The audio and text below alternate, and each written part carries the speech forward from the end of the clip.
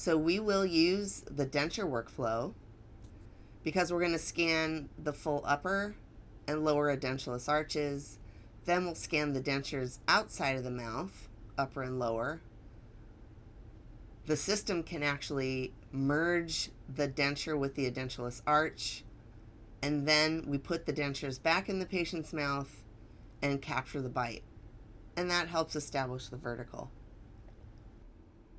Fill out the digital RX with all the necessary information and any notes you need and hit scan.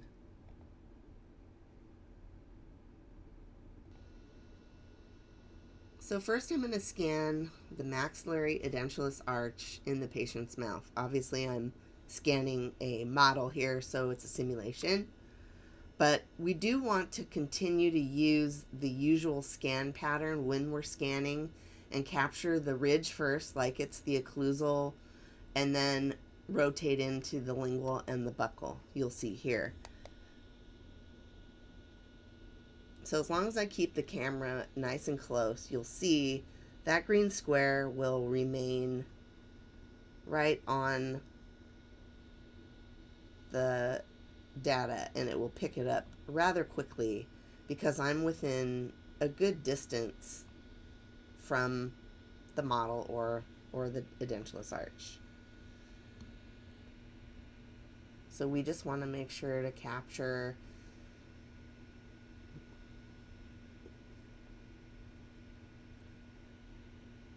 you'll want to make sure to capture up in the vestibule as best possible.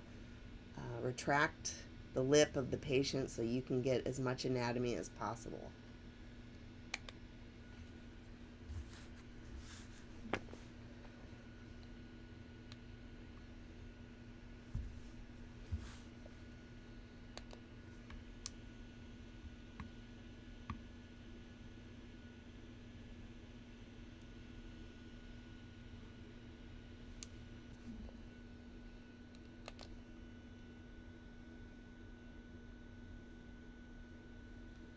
Now we'll scan the lower model here, or the lower edentulous arch. Notice how I continued with that same scan pattern, the occlusal aspect of the ridge, and now following up with the lingual and now the buccal.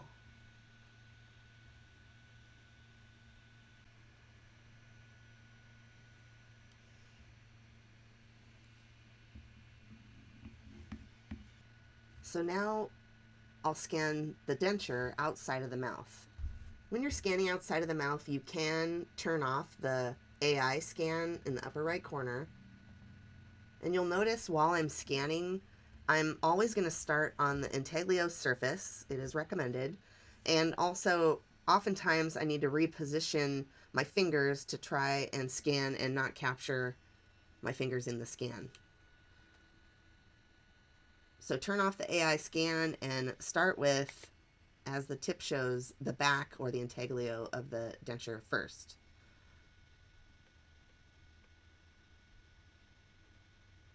So again, I'm going to follow the occlusal aspect, but on the underside here, and then I'm going to roll in to capture just under the border of the denture here. Sometimes you get your finger there. We can use our tools to erase. Oftentimes I do move my hand so that I don't capture too much of the artifacts there. And you want to make sure to capture the entire palate. So that looks good. Now if I just move the wand away from the denture while I'm repositioning my fingers, I don't have to stop the scan. I can just pull the wand away, now it's out of range, and then I can reposition it. Now when you re-enter, you do need to give it something that it recognizes before you can start scanning. So next what I'm going to do is slowly roll the camera over, don't be in a hurry, over that thin border of the denture until you get to a flat surface. And this is probably the trickiest part when you're scanning an appliance, any appliance outside of the mouth. So once I get to the flat surface, it gives the scanner something to recognize.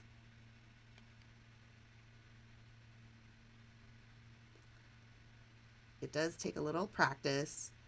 You can hold the edge of the camera on the actual border of the denture and slightly tilt it outward. As you can see, it's kind of going over and capturing the facial surfaces of those teeth. Reposition your hand. I'm going to capture the other side. Again, the hardest part to capture on an appliance or denture outside of the mouth is the border of the denture, because it's so thin and narrow. So if I can get some of this information as I come around, we'll have to edit out my finger there. It gives me a place to now hold the camera still so it can locate you, and then start to slowly roll to the occlusal surfaces of the teeth. Once we get over here, it's going to be easy again, because the surfaces, there's more information for the camera to actually see and pick up. Reposition your hand. See how quickly it can pick it up now that it's kind of going on a flat surface. Again, it does just take some time to practice doing scanning appliances, because the anatomy is, it's not as straightforward as being in the mouth. You just want to make sure to close any visual gaps along the incisal edges. I can press the button to pause the scan, and what it's going to do now, it's going to merge my maxillary arch, edentulous arch, with this denture. So now I'm going to scan the lower denture, starting with the intaglio surface. The same rules apply. You want to make sure to slow down during your transitions over the narrow parts. Try and move your fingers out of the way so you don't end up capturing a lot of artifacts while you're scanning, so you don't have to do as much editing. Make sure to twist the camera to point it at flatter edges and surfaces. It'll just help stitch together the data, that stitches it together easily with data that's already been scanned. Again, you reposition your hand often so that you don't have to pick up.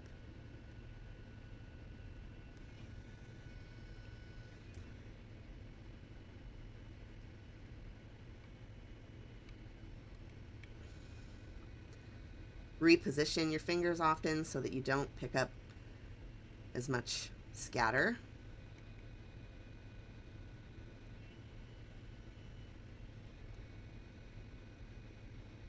Slow transition out to the buccal here.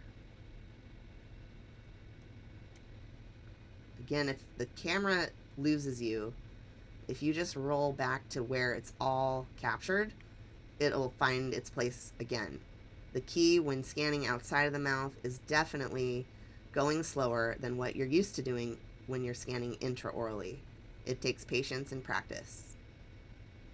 What I'm going to do is go back to the part that I've already scanned so the camera recognizes it, but I'm going to tilt slightly outward.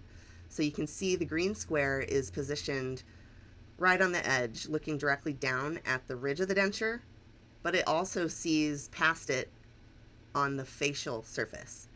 So if I move forward slowly, it not only captures the ridge, but it captures some of that information out here on the facial. So that way, when I rotate to the facial, it continues to recognize where I'm at and incisal edges. And you can see it does a really good job now that it kind of gets some traction on the flatter edges. Pull the wand away again, reposition your fingers.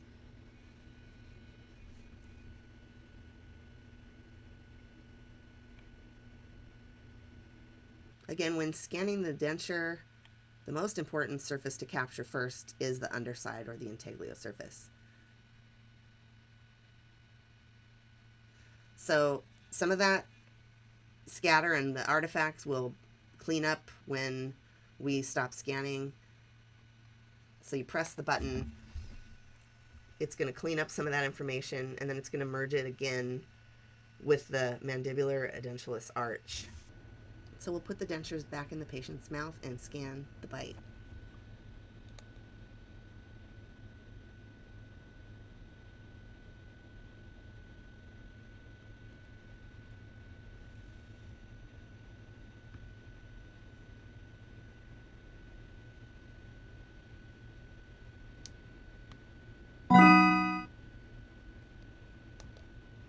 Switch it to the other side.